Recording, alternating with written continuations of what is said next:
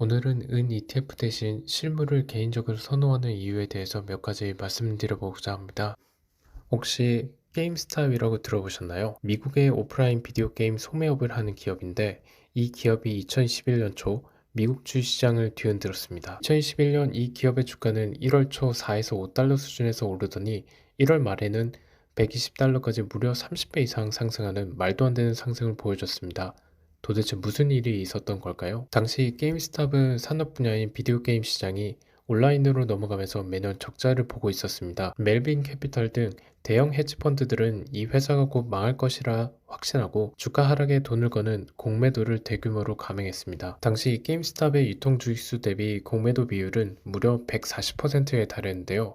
시장에 존재하는 주식보다 더 많은 주식을 누군가 빌려서 팔아치운 비정상적인 상태였습니다. 이 비정상적인 상황을 포착한 것은 키스제일이라는 개인 투자자 닉네임 롤링키티였습니다. 그는 유튜브와 미국 커뮤니티인 레딧을 통해 게임스탑은 현금 보유량도 있고 새 콘솔 기기가 나오면 실적이 좋아질 수도 있다. 지금 주가는 너무 저평가됐다 라고 주장했습니다. 더불어 공매도 세력이 140%나 주식을 팔아놨기 때문에 주가가 조금만 오르면 그들의 손실을 막기 위해 주식을 미친 듯이 사야 한다는 논리를 펼쳤습니다. 이 논리가 월스트리트 배츠라는 레딧 게시판에서 폭발적인 지지를 얻었고 수백만 명의 개인 투자자들이 기관을 혼내주자 이건 돈이 된다 등의 확신을 갖고 매수에 동참했습니다.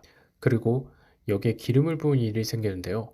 공매도 세력 중에 하나인 시트론 리서치 대표가 트위터에서 게임스톱은 실패한 기업이고 높은 가격에 이 주식을 사는 것은 멍청한 짓이다 라고 개인 투자자들을 조롱하는 글을 올립니다. 이에 분노한 일부 개인 투자자들은 레딧에서 다시 뭉쳐 공매도 세력에 대항하듯 미친듯이 주식을 사들이면서 주가를 상승시켰습니다. 공매도를 친 헤지펀드는 주가가 오르면 무한대의 손실을 볼 수 있습니다. 게임스톱의 주가가 오르자 헤지펀드들이 더 큰 손해를 막기 위해 울며 겨자 먹기로 비싼 값에 주식을 사서 갚는 숏스퀴즈가 발생하게 되었으며 기관의 매수세가 더해지며 주가는 기하급수적으로 폭등하게 됩니다. 이쯤에서 왜 갑자기 주식 얘기를 하는지 의아하실 수도 있습니다. 게임스탑 사태와 은 ETF 간에 무슨 관계가 있는 걸까요?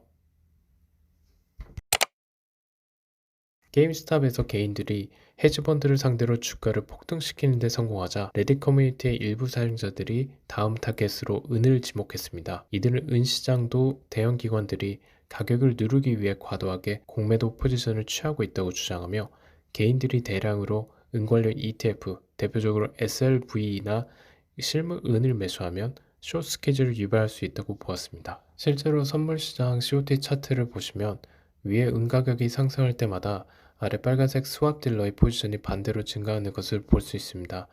이는 은 가격이 상승할 때마다 공매도 물량이 많아진다고 볼 수 있는데요. 나중에 COT 차트에 대해서 한번 자세히 다루도록 하겠습니다. 이 같은 움직임으로 인해 은 가격이 급등했는데요. 2021년 2월 1일 은 선물 가격은 온스당 30달러를 돌파하며 당시 8년 만에 최고치를 기록했습니다. 바로 이 시점에 실버 ETF인 SLV 계약서에 중요한 사항이 변경됩니다. 2021년 2월 초 실버 스퀴즈 시도가 있었던 직후 세계 최대 은 ETF인 SLV 운영사인 블랙럭은 투자 설명서의 내용을 변경 및 추가했습니다. 왼쪽이 이전 버전이고 오른쪽이 수정된 부분인데요. 좀 더 확대해서 보면 SLV ETF 투자 설명서에 추가된 내용 중 중요한 내용은 다음과 같습니다. 핵심은 실물 은을 충분히 확보하지 못할 경우 ETF 신주 발행을 제한할 수 있다는 것입니다. 이 조항을 통해 실버 스퀴즈 시나리오를 원천 봉쇄하겠다는 건데요. 개인들이 아무리 SLV 주식을 많이 사도 SLV가 신주 발행을 제한하면 그 돈이 실제 은 매입으로 이어지지 않게 되기 때문에 실버 스퀴즈를 일으킬 수 없습니다. ETF 매수 수요가 폭증해도 실물 은 부족으로 신주 발행이 중단되면 SLV 주식 가격은 ETF가 가진 주당 실물 은 가격보다 단기적으로 비싼 프리미엄 상태, 즉 투기 거품이 낀 상태로 유지될 수 있습니다. 하지만 시장이 은에 해당하는 SLV 구조를 신뢰하지 않고 현물 은 투자로 발을 돌린다면 ETF에 낀 거품은 일부 빠지게 될 것입니다.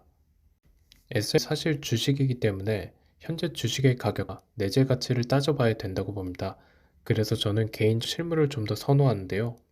지금 보시는 SLV ETF의 프리미엄 상태와 디스카운트 상태인 경우의 수를 기간별로 표시함인데요. 2025년 3분기 점차적으로 프리미엄 횟수가 증가하고 있습니다. ETF 가격이 비싼 횟수가 점차 증가하고 있다는 것이죠. 이처럼 ETF는 실제 가치보다 비싸게 살 수 있기 때문에 실물 은을 살 때보다 좀 더 따져봐야 됩니다. 이런 게 힘드실 경우에 실물 은을 구매하는 게 좀 더 쉽겠죠. SLV ETF는 신탁 상품입니다.